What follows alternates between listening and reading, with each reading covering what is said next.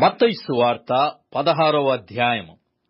అప్పుడు పరిసయ్యులను సద్దూకయ్యులను వచ్చి ఆయనను శోధించుటకు ఆకాశము నుండి ఒక సూచక క్రియను తమకు చూపమని ఆయనను అడగగా, ఆయన ఇట్లనెను: సాయంకాలమున మీరు ఆకాశము ఎర్రగా యున్నది గనుక వర్షము కురియదనియు, ఉదయమున ఆకాశము ఎర్రగాను మబ్బుగాను ఉన్నది గనుక నేడు గాలివాన వచ్చుననియు చెప్పుదురు గదా.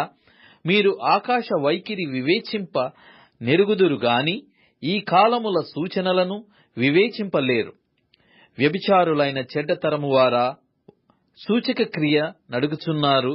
అయితే యోనాను గూర్చిన సూచక క్రియయే గాని మరి ఏ సూచక క్రియయైనా వారికనుగ్రహింపబడదని వారితో చెప్పి వారిని విడిచి వెళ్లిపోయెను. ఆయన శిష్యులు అద్దరికి వచ్చి రొట్టెలు తెచ్చుటకు మరచిరి. అప్పుడు యేసు, చూచుకొనుడి, పరిసయ్యులు సద్దూకయ్యులు అను వారి పులిసిన పిండిని గూర్చి జాగ్రత్త పడుడని వారితో చెప్పెను. కాగా వారు, మనము రొట్టెలు తేనందున గదా ఈ మాట చెప్పెనని తమలో తాము ఆలోచించుకొనుచుండిరి. యేసు అది ఎరిగి, అల్ప విశ్వాసులారా, మన యొద్ద రొట్టెలు లేవని మీరెందుకు ఆలోచించుకొనుచున్నారు? మీరింకను గ్రహింపలేదా? 5 రొట్టెలు 5,000 మందికి పంచిపెట్టినప్పుడు ఎన్ని గంపెళ్ళు ఎత్తితిరో, అది అయినను మీ 7 రొట్టెలు 4,000 మందికి పంచిపెట్టినప్పుడు ఎన్ని గంపెళ్ళు ఎత్తితిరో, అది అయినను మీకు జ్ఞాపకము లేదా? నేను రొట్టెలను గూర్చి మీతో చెప్పలేదని మీరెందుకు గ్రహింపరు? పరిసయ్యులు సద్దూకయ్యులు అనువారి పులిసిన పిండిని గూర్చియే జాగ్రత్త పడుడని చెప్పెను. అప్పుడు రొట్టెల పులిసిన పిండిని గూర్చి కాదుగాని పరిసయ్యులు సద్దూకయ్యులు అనువారి బోధను గూర్చియే జాగ్రత్త పడవలెనని ఆయన తమతో చెప్పెనని వారు గ్రహించిరి. యేసు ఫిలిప్పుదైన కైసరయ్య ప్రాంతములకు వచ్చి, మనుష్య కుమారుడెవడని జనులు చెప్పుకొనుచున్నారని తన శిష్యులను అడగగా, వారు కొందరు బాప్తిస్మమిచ్చు యోహాననియు, కొందరు ఏలియా అనియు, కొందరు ఇర్మియా అనియు, లేక ప్రవక్తలలో ఒకడనియు చెప్పుకొనుచున్నారనిరి. అందుకాయన, మీరైతే నేను ఎవడనని చెప్పుకొనుచున్నారని వారిని అడిగెను. అందుకు సీమోను పేతురు, నీవు సజీవుడగు దేవుని కుమారుడవైన క్రీస్తువని చెప్పెను.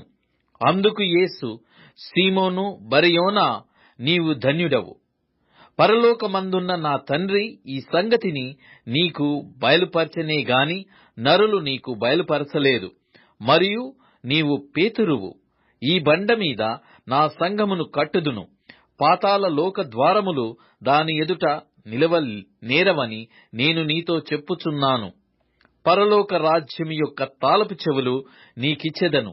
నీవు భూలోకమందు దేని బంధించుదువో అది పరలోకమందును బంధింపబడును, భూలోకమందు దేని విప్పుదువో అది పరలోకమందును విప్పబడునని అతనితో చెప్పెను.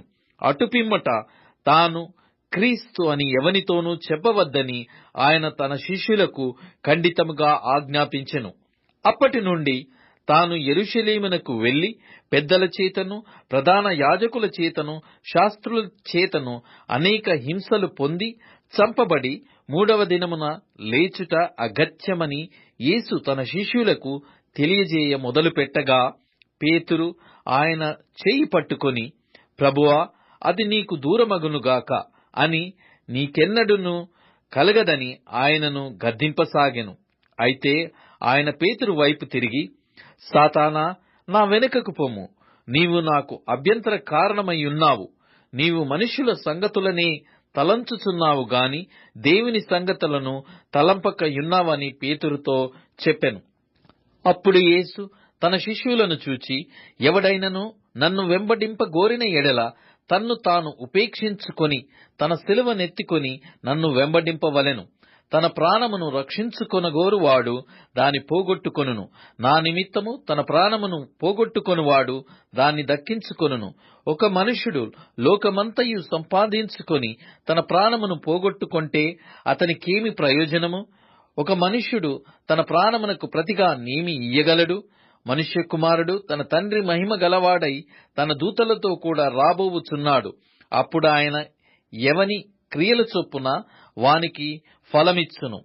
ఇక్కడ నిలిచియున్న వారిలో కొందరు మనుష్య కుమారుడు తన రాజ్యముతో వచ్చుట చూచు వరకు మరణము రుచి చూడరని నిశ్చయముగా మీతో చెప్పుచున్నానెను. మత్తయి సువార్త 17వ అధ్యాయము. 6 దినములైన తరువాత యేసు పేతురును యాకోబును అతడి సహోదరుడైన యోహానును వెంటబెట్టుకొని ఎత్తైన యొక్క కొండ మీదికి ఏకాంతముగా పోయి వారి ఎదుట రూపాంతరము పొందెను. ఆయన ముఖము సూర్యుని వలె ప్రకాశించెను. ఆయన వస్త్రములు వెలుగు వలె తెల్లనివాయెను. ఇదిగో, మోషేయు ఏలియాయు వారికి కనబడి ఆయనతో మాటలాడుచుండిరి. అప్పుడు పేతురు, ప్రభువా, మనమిక్కడ ఉండుట మంచిది. నీకిష్టమైతే ఇక్కడ నీకు ఒకటియు, మోషేకు ఒకటియు, ఏలియాకు ఒకటియు 3 పర్ణశాలలు కట్టుదునని యేసుతో చెప్పెను. అతడు ఇంకను మాటలాడుచుండగా ఇదిగో, ప్రకాశమానమైన యొక్క మేఘము వారిని కమ్ముకొనెను. ఇదిగో, ఈయన నా ప్రియ కుమారుడు, ఈయన యందు నేనానందించుచున్నాను, ఈయన మాట వినుడని యొక్క శబ్దము ఆ మేఘములో నుండి పుట్టెను. శిష్యులు ఈ మాట విని బోర్లపడి మిక్కిలి భయపడగా యేసు వారి యొద్దకు వచ్చి వారిని ముట్టి లెండి, భయపడకుడని చెప్పెను. వారు కన్నులెత్తి చూడగా యేసు తప్ప మరి ఎవరునూ వారికి కనబడలేదు. వారు కొండ దిగి వచ్చుచుండగా మనుష్య కుమారుడు మృతులలో నుండి లేచు వరకు ఈ దర్శనము మీరు ఎవరితోనూ చెప్పకుడని యేసు వారికాజ్ఞాపించెను. అప్పుడాయన శిష్యులు, ఇలాగైతే ఏలియా ముందుగా రావలెనని శాస్త్రులెందుకు చెప్పుచున్నారని ఆయననడిగిరి. అందుకాయన, ఏలియా వచ్చి సమస్తమును చక్కపెట్టునను మాట నిజమే. అయినను ఏలియా ఇదివరకే వచ్చెను. వారతనిని ఎరుగక తమకిష్టము వచ్చినట్టు అతని ఎడల చేసిరి. మనుష్య కుమారుడు కూడా అలాగే వారి చేత శ్రమలు పొందబోవుచున్నాడని మీతో చెప్పుచున్నానెను. అప్పుడాయన బాప్తిస్మమిచ్చు యోహాను గూర్చి తమతో చెప్పెనని శిష్యులు గ్రహించిరి. వారు జనసమూహమునొద్దకు వచ్చినప్పుడు ఒకడు ఆయన యొద్దకు వచ్చి ఆయన ఎదుట మోకాళ్ళూని, ప్రభువా, నా కుమారుని కరుణింపుము, వాడు చాంద్రరోగి అయి మిక్కిలి బాధపడుచున్నాడు. ఎలాగైననగా అగ్నిలోనూ నీళ్లలోనూ తరచుగా పడుచున్నాడు. నీ శిష్యుల యొద్దకు వానిని తీసుకొని వచ్చితిని గాని వారు వానిని స్వస్థపరచలేకపోయిరని చెప్పెను. అందుకు యేసు, విశ్వాసము లేని మూర్ఖతరము వారలారా, మీతో నేనెంతకాలము ఉందును? ఎంతవరకు మిమ్మును సహింతును? వానిని నా యొద్దకు తీసుకొని రండని చెప్పెను. అంతట యేసు ఆ దయ్యమును గద్దింపగా అది వానిని వదిలిపోయెను. ఆ గడియ నుండి ఆ చిన్నవాడు స్వస్థత నొందెను. తరువాత శిష్యులు ఏకాంతముగా యేసునొద్దకు వచ్చి, మేమెందుచేత దానిని వెళ్లగొట్టలేకపోతిమని అడిగిరి. అందుకాయన, మీ అల్ప విశ్వాసము చేతనే. మీకు ఆవగింజంత విశ్వాసముండిన ఎడల ఈ కొండను చూచి ఇక్కడి నుండి అక్కడికి పొమ్మనగానే అది పోవును. మీకు అసాధ్యమైనది ఏదియూ నుండదని నిశ్చయముగా మీతో చెప్పుచున్నానని వారితో అనెను. వారు గలిలయలో సంచరించుచుండగా యేసు, మనుష్య కుమారుడు మనుషుల చేతికి అప్పగింపబడబోవుచున్నాడు, వారాయనను చంపుదురు, 3వ దినమున ఆయన లేచునని వారితో చెప్పగా వారు బహుగా దుఃఖపడిరి. వారు కపెర్నహూమునకు వచ్చినప్పుడు అరశెకేలు అను పన్ను వసూలు చేయువారు పేతురునొద్దకు వచ్చి, మీ బోధకుడు ఆ అరశెకేలు చెల్లింపడా అని అడుగగా చెల్లించుననెను. అతడు ఇంటిలోనికి వచ్చి మాటలాడక మునుపే యేసు ఆ సంగతి ఎత్తి, సీమోనా, నీకేమి తోచుచున్నది? భూరాజులు సుంకమును పన్నును ఎవరి యొద్ద వసూలు చేయుదురు? కుమారుల యొద్దనా, అన్యుల యొద్దనా అని అడిగెను. అతడు, అన్యుల యొద్దనే అని చెప్పగా యేసు, అలాగైతే కుమారులు స్వతంత్రులే. అయినను మనము వారికి అభ్యంతరము కలుగజేయకుండునట్లు నీవు సముద్రమునకు పోయి గాలము వేసి మొదటి పైకి వచ్చు చేపను పట్టుకొని దాని నోరు తెరచిన ఎడల 1 షెకెలు దొరుకును. దానిని తీసుకొని నా కొరకును నీ కొరకును వారికిమ్మని అతనితో చెప్పెను. మత్తయి సువార్త 18వ అధ్యాయము. ఆ కాలమున శిష్యులు యేసునొద్దకు వచ్చి, పరలోక రాజ్యములో ఎవడు గొప్పవాడని అడుగగా, ఆయన యొక్క చిన్న బిడ్డను తన యొద్దకు పిలిచి వారి మధ్యను నిలువబెట్టి ఇట్లనెను: మీరు మార్పు నొంది బిడ్డల వంటి వారైతేనే గాని పరలోక రాజ్యములో ప్రవేశింపరని మీతో నిశ్చయముగా చెప్పుచున్నాను. కాగా ఈ బిడ్డ వలె తన్ను తాను తగ్గించుకొనువాడెవడో వాడే పరలోక రాజ్యములో గొప్పవాడు. మరియు ఈలాటి ఒక బిడ్డను నా పేరిట చేర్చుకొనువాడు నన్ను చేర్చుకొనును. నాయందు విశ్వాసముంచు ఈ చిన్నవారిలో ఒకనిని అభ్యంతరపరచువాడెవడో వాడు మెడకు పెద్ద తిరుగటి రాయి కట్టబడిన వాడై మిక్కిలి లోతైన సముద్రములో ముంచివేయబడుట వానికి మేలు. అభ్యంతరము వలన లోకమునకు శ్రమ, అభ్యంతరములు రాక తప్పవు. కాని ఎవని వలన అభ్యంతరము వచ్చునో ఆ మనుష్యునికి శ్రమ. కాగా నీ చెయ్యి అయినను నీ పాదమైనను నిన్ను అభ్యంతరపరిచిన ఎడల దానిని నరికి నీ యొద్ద నుండి పారవేయుము. 2 చేతులను 2 పాదములను కలిగి నిత్యాగ్నిలో పడవేయబడుట కంటే కుంటివాడవుగనో అంగహీనుడవుగనో జీవములో ప్రవేశించుట నీకు మేలు. నీ కన్ను నిన్ను అభ్యంతరపరిచిన ఎడల దాని పెరికి నీ యొద్ద నుండి పారవేయుము. 2 కన్నులు కలిగి అగ్నిగల నరకములో పడవేయబడుట కంటే 1 కన్ను కలిగి జీవములో ప్రవేశించుట నీకు మేలు. ఈ చిన్నవారిలో ఒకనినైనను తృణీకరింపకుండా చూచుకొనుడి. వీరి దూతలు పరలోకమందున్న నా తండ్రి ముఖమును ఎల్లప్పుడూ పరలోకమందు చూచుచుందురని మీతో చెప్పుచున్నాను. మీకేమి తోచును? ఒక మనుషునికి 100 గొర్రెలుండగా వాటిలో ఒకటి తప్పిపోయిన ఎడల 99 కొండల మీద విడిచి వెళ్లి తప్పిపోయిన దానిని వెదకడా? వాడు దాని కనుగొనిన ఎడల 99 గొర్రెలను గూర్చి సంతోషించునంతకంటే దానిని గూర్చి ఎక్కువగా సంతోషించునని మీతో నిశ్చయముగా చెప్పుచున్నాను. అలాగునని ఈ చిన్నవారిలో ఒకడైనను నశించుట పరలోకమందున్న మీ తండ్రి చిత్తము కాదు. మరియు నీ సహోదరుడు నీ ఎడల తప్పిదము చేసిన ఎడల నీవు పోయి నీవును అతడును ఒంటరిగా నున్నప్పుడు అతనిని గద్దించుము. అతడు నీ మాట వినిన ఎడల నీ సహోదరుని సంపాదించుకొంటివి. అతడు వినని ఎడల 2, 3 సాక్షుల నోట ప్రతి మాట స్థిరపరచబడినట్లు నీవు ఒకరినిద్దరిని వెంటబెట్టుకొని అతని యొద్దకు పొమ్ము. అతడు వారి మాటయు వినని ఎడల ఆ సంగతి సంఘమునకు తెలియజెప్పుము. అతడు సంఘపు మాటయు వినని ఎడల అతనిని నీకు అన్యునిగా సుంకరిగాను ఎంచుకొనుము. భూమి మీద మీరు వేటిని బంధింతురో అవి పరలోకమందును బంధింపబడును. భూమి మీద మీరు వేటిని విప్పుదురో అవి పరలోకమందును విప్పబడునని మీతో నిశ్చయముగా చెప్పుచున్నాను.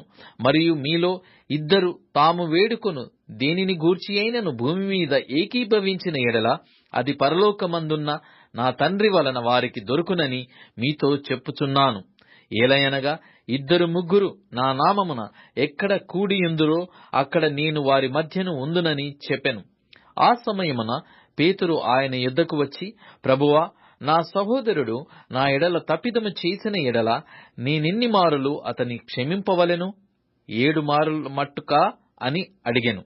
అందుకు యేసు అతనితో ఇట్లనెను, 7 మారుల మట్టుకే కాదు, 77 మారుల మట్టుకని నీతో చెప్పుచున్నాను. కావున పరలోక రాజ్యము తన దాసుల యొద్ద లెక్క చూచుకొనగోరిన యొక్క యజమాను పోలియున్నది. అతడు లెక్క చూచుకొన మొదలు పెట్టినప్పుడు అతనికి 10,000 తలాంతులు అచ్చియున్న ఒకడు అతని యొద్దకు తేబడెను. అప్పు తీర్చుటకు వాని యొద్ద ఏమీయూ లేనందున వాని యజమానుడు వానిని, వాని భార్యను, పిల్లలను, వానికి కలిగినది యావత్తును అమ్మి అప్పు తీర్చవలెనని ఆజ్ఞాపించెను. కాబట్టి ఆ దాసుడు అతని ఎదుట సాగిలపడి మ్రొక్కి, నా ఎడల ఓర్చుకొనుము, నీకు అంతయు చెల్లింతునని చెప్పగా ఆ దాసుని యజమానుడు కనికరపడి వానిని విడిచిపెట్టి వాని అప్పు క్షమించెను. అయితే ఆ దాసుడు బయటకు వెళ్లి తనకు 100 దేనారములు అచ్చియున్న తన తోడి దాసులలో ఒకనిని చూచి వాని గొంతు పట్టుకొని, నీవు అచ్చియున్నది చెల్లింపమనెను. అందుకు వాని తోడి దాసుడు సాగిలపడి, నా ఎడల ఓర్చుకొనుము, నీకు చెల్లించదనని వానిని వేడుకొనెను గాని వాడు ఒప్పుకొనక అచ్చియున్నది చెల్లించు వరకు వాని చెరసాలలో వేయించెను. కాగా వాని తోడి దాసులు జరిగినది చూచి మిక్కిలి దుఃఖపడి వచ్చి జరిగినదంతయు తమ యజమానునికి వివరముగా తెలిపిరి. అప్పుడు వాని యజమానుడు వానిని పిలిపించి, చెడ్డదాసుడా, నీవు నన్ను వేడుకొంటివి గనుక నీ అప్పంతయు క్షమించి తిని, నేను నిన్ను కరుణించిన ప్రకారము నీవును నీ తోడి దాసుని కరుణింపవలసియుండెను గదా అని వానితో చెప్పెను. అందుచేత వాని యజమానుడు కోపపడి తనకు అచ్చియున్నదంతయు చెల్లించు వరకు బాధపరచు వారికి వాని నప్పగించెను. మీలో ప్రతివాడును తన సహోదరుని హృదయపూర్వకముగా క్షమింపని ఎడల నా పరలోకపు తండ్రియు ఆ ప్రకారమే మీ ఎడల చేయుననెను. మత్తయి సువార్త 19వ అధ్యాయం. యేసు ఈ మాటలు చెప్పి చాలించిన తరువాత గలిలయ నుండి యోర్దాను అద్దరినున్న యూదయ ప్రాంతములకు వచ్చెను. బహు జనసమూహములు ఆయనను వెంబడింపక ఆయన వారిని అక్కడ స్వస్థపరచెను. పరిసయ్యులు ఆయనను శోధింపవలెనని ఆయన యొద్దకు వచ్చి, హేతువు చేతనైనను పురుషుడు తన భార్యను విడనాడుట న్యాయమా అని అడుగగా, ఆయన సృజించిన వాడు ఆది నుండి వారిని పురుషునిగాను స్త్రీనిగాను సృజించెననియు, ఇందు నిమిత్తము పురుషుడు తల్లిదండ్రులను విడిచి తన భార్యను హత్తుకొనును, వారిద్దరును ఏక శరీరముగా ఉందురని చెప్పెననియు మీరు గ్రహింపలేదా? కాబట్టి వారికను ఇద్దరు కాక ఏక శరీరముగా ఉన్నారు గనక దేవుడు జతపరిచిన వారిని మనుష్యుడు వేరుపరచకూడదని చెప్పెను. అందుకు వారు, అలాగైతే పరిత్యాగ పత్రికనిచ్చి ఆమెను విడనాడుమని మోషే ఎందుకు ఆజ్ఞాపించెనని వారాయనను అడగగా, ఆయన, మీ హృదయ కాఠిన్యమును బట్టి మీ భార్యలను విడనాడ మోషే సెలవిచ్చెను గాని ఆది నుండి అలాగు జరగలేదు. మరియు వ్యభిచారము నిమిత్తమే తప్ప తన భార్యను విడనాడి మరియొకతెను పెళ్లి చేసుకొనువాడు వ్యభిచారము చేయుచున్నాడనియు, విడనాడబడిన దానిని పెళ్లి చేసుకొనువాడు వ్యభిచారము చేయుచున్నాడనియు మీతో చెప్పుచున్నానని వారితో ననెను. ఆయన శిష్యులు భార్య భర్తలకుండు సంబంధము ఇట్టిదైతే పెళ్లి చేసుకొనుట యుక్తము కాదని ఆయనతో చెప్పిరి. అందుకు ఆయన, అనుగ్రహము నొందిన వారు తప్ప మరి ఎవరును ఈ మాట అంగీకరింపనేరరు. తల్లి గర్భము నుండి నపుంసకులుగా పుట్టినవారు గలరు, మనుషుల వలన నపుంసకులుగా చేయబడిన నపుంసకులను గలరు, పరలోక రాజ్యము నిమిత్తము తమ్మును తామే నపుంసకులుగా చేసుకొనిన నపుంసకులను గలరు. ఈ మాటను అంగీకరింపగలవాడు అంగీకరించును గాక అని వారితో చెప్పెను. అప్పుడు ఆయన వారి మీద చేతులుంచి ప్రార్థన చేయవలెనని కొందరు చిన్న పిల్లలను ఆయన యొద్దకు తీసుకుని వచ్చిరి. ఆయన శిష్యులు తీసుకొని వచ్చిన వారిని గద్దింపగా, యేసు, చిన్నపిల్లలను ఆటంకపరచక వారిని నా యొద్దకు రానీయుడి, పరలోక రాజ్యము ఇలాంటి వారిదని వారితో చెప్పి వారి మీద చేతులుంచి అక్కడి నుంచి లేచిపోయెను. ఇదిగో, ఒకడు ఆయన యొద్దకు వచ్చి, బోధకుడా, నిత్యజీవము పొందుటకు నేను ఏ మంచి కార్యము చేయవలెనని ఆయనను అడిగెను. అందుకాయన, మంచి కార్యమును గూర్చి నన్నెందుకు అడుగుచున్నావు? మంచివాడొక్కడే. నీవు జీవములో ప్రవేశింపగోరిన ఎడల ఆజ్ఞలను గైకొనుమని చెప్పెను. అతడు ఏ ఆజ్ఞలని ఆయనను అడగగా, యేసు, నరహత్య చేయవద్దు, వ్యభిచరింపవద్దు, దొంగిలవద్దు, అబద్ధ సాక్ష్యము పలకవద్దు, తల్లిదండ్రులను సన్మానింపుము, నిన్ను వలె నీ పొరుగువానిని ప్రేమింపవలెనను అనునవియే అని చెప్పెను. అందుకు ఆ యవనుడు, ఇవన్నీ అనుసరించునే యున్నాను, ఇకను నాకు కొదువ ఏమని ఆయనను అడిగెను. అందుకు యేసు, నీవు పరిపూర్ణుడవగుటకు కోరిన ఎడల నీవు పోయి ఆస్తిని అమ్మి బీదలకిమ్ము, అప్పుడు పరలోకమందు నీకు ధనము కలుగును. నీవు వచ్చి నన్ను వెంబడించుమని అతనితో చెప్పెను. అయితే ఆ యవనుడు మిగుల ఆస్తి గలవాడు గనుక ఆ మాట విని వ్యసనపడుచు వెళ్లిపోయెను. యేసు తన శిష్యులను చూచి, ధనవంతుడు పరలోక రాజ్యములో ప్రవేశించుట దుర్లభమని మీతో నిశ్చయముగా చెప్పుచున్నాను. ఇదిగాక ధనవంతుడు పరలోక రాజ్యములో ప్రవేశించుట కంటే సూది బెజ్జములో ఒంటె దూరుట సులభమని మీతో చెప్పుచున్నానెను. శిష్యులు ఈ మాట విని మిక్కిలి ఆశ్చర్యపడి, అలాగైతే ఎవడు రక్షణ పొందగలడని అడుగగా, యేసు వారిని చూచి, ఇది మనుషులకు అసాధ్యమే గాని దేవునికి సమస్తమును సాధ్యమని చెప్పెను.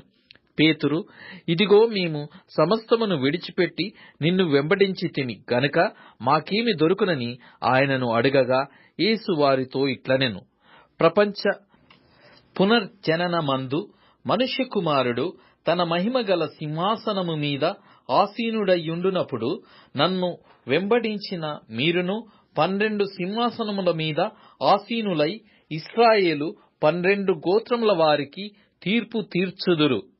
నా నామము నిమిత్తము అన్నదమ్ములనైనను అక్క చెల్లెండ్రనైనను తండ్రినైనను తల్లినైనను పిల్లలనైనను భూములనైనను ఇండ్లనైనను విడిచిపెట్టిన ప్రతివాడును 100 రెట్లు పొందును. ఇదిగాక నిత్య జీవమును స్వతంత్రించుకొనును. మొదటివారు అనేకులు కడపటివారగుదురు, కడపటివారు మొదటివారగుదురు. మత్తయి సువార్త 20వ అధ్యాయము. ఏలయనగా పరలోక రాజ్యము ఒక ఇంటి యజమానుని పోలియున్నది.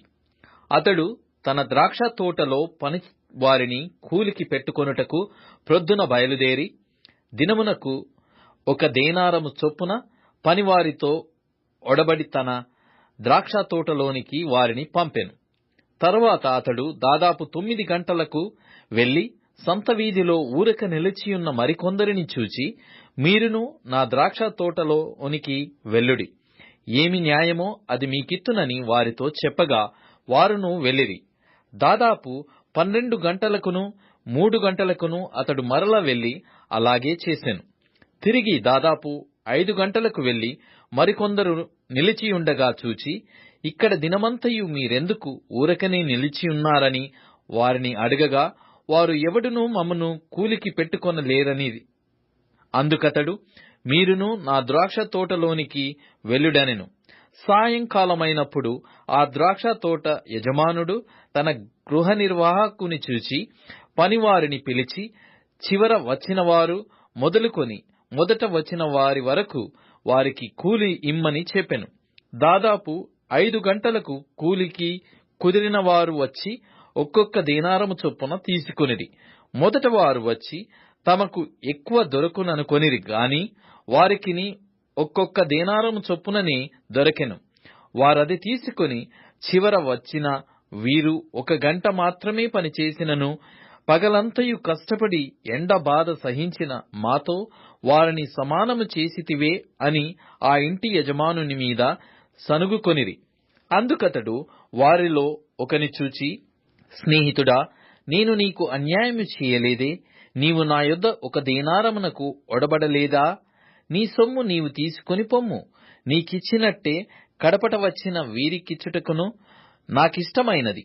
నాకిష్టము వచ్చినట్టు నా సొంత సొమ్ముతో చేయుట న్యాయము కాదా? నేను మంచివాడనైయున్నందున నీకు కడుపు మంటగా ఉన్నదా అని చెప్పెను. ఈ ప్రకారమే కడపటివారు మొదటివారగుదురు, మొదటివారు కడపటివారగుదురు. యేసు యెరూషలేమునకు వెళ్లనయ్యున్నప్పుడు ఆయన 12 మంది శిష్యులను ఏకాంతముగా తీసుకుని పోయి మార్గమందు వారితో ఇట్లనెను, ఇదిగో యెరూషలేమునకు వెళ్ళుచున్నాము. అక్కడ మనుష్య కుమారుడు ప్రధాన యాజకులకును శాస్త్రులకును అప్పగింపబడును. వారాయనకు మరణశిక్ష విధించి ఆయనను అపహసించుటకును కొరడాలతో కొట్టుటకును సిలువ వేయుటకును అన్యజనులకు ఆయనను అప్పగింతురు. 3వ దినమున ఆయన మరలా లేచును. అప్పుడు జెబెదయి కుమారుల తల్లి తన కుమారులతో ఆయన యొద్దకు వచ్చి నమస్కారము చేసి ఒక మనవి చేయబోగా, నీవేమి కోరుచున్నావని ఆయన అడిగెను. అందుకామె, నీ రాజ్యమందు ఈ నా 2 కుమారులలో ఒకడు నీ కుడివైపునను ఒకడు నీ ఎడమ వైపునను కూర్చుండ సెలవిమ్మని ఆయనతో అనెను. అందుకు యేసు, మీరేమి అడుగుచున్నారో అది మీకు తెలియదు. నేను త్రాగబోవు గిన్నెలోనిది మీరు త్రాగగలరా అని అడుగగా వారు త్రాగగలమనిరి. ఆయన, మీరు నా గిన్నెలోనిది త్రాగుదురు కాని నా కుడి వైపునను నా ఎడమ వైపునను కూర్చుండనిచ్చుట నా వశమున లేదు. నా తండ్రి చేత ఎవరికి సిద్ధపరచబడెనో వారికే అది దొరుకునని చెప్పెను. తక్కిన 10 మంది శిష్యులు ఈ మాట విని ఆ 2 సహోదరుల మీద కోపపడిరి. గనక యేసు తన యొద్దకు వారిని పిలిచి, అన్యజనులలో అధికారులు వారి మీద ప్రభుత్వము చేయుదురనియు వారిలో గొప్పవారు వారి మీద అధికారము చేయుదురనియు మీకు తెలియను. మీలో అలాగుండకూడదు. మీలో ఎవడు గొప్పవాడై ఉండగోరునో వాడు మీ పరిచారకుడై ఉండవలెను. మీలో ఎవడు ముఖ్యుడై ఉండగోరునో వాడు మీ దాసుడై ఉండవలెను. అలాగే మనుష్య కుమారుడు పరిచారము చేయించుకొనుటకు రాలేదు గాని పరిచారము చేయుటకును అనేకులకు ప్రతిగా విమోచన క్రయధనముగా తన ప్రాణమునిచ్చుటకును వచ్చెనని చెప్పెను. వారు యెరికో నుండి వెళ్ళుచుండగా బహుజన సమూహము ఆయన వెంట వెళ్ళెను. ఇదిగో, త్రోవ పక్కను కూర్చున్న 2 గ్రుడ్డివారు యేసు ఆ మార్గమున వెళ్ళుచున్నాడని విని, ప్రభువా, దావీదు కుమారుడా, మమ్ము కరుణింపుమని కేకలు వేసిరి. ఊరకుండుడని జనులు వారిని గద్దించిరి గాని వారు, ప్రభువా, దావీదు కుమారుడా, మమ్ము కరుణింపుమని మరి బిగ్గరగా కేకలు వేసిరి. యేసు నిలిచి వారిని పిలిచి, నేను మీకేమి చేయగోరుచున్నారని అడుగగా వారు, ప్రభువా, మా కన్నులు తెరవవలెననిరి. కాబట్టి యేసు కనికరపడి వారి కన్నులు ముట్టెను. వెంటనే వారు దృష్టి పొంది ఆయన వెంట వెళ్ళిరి.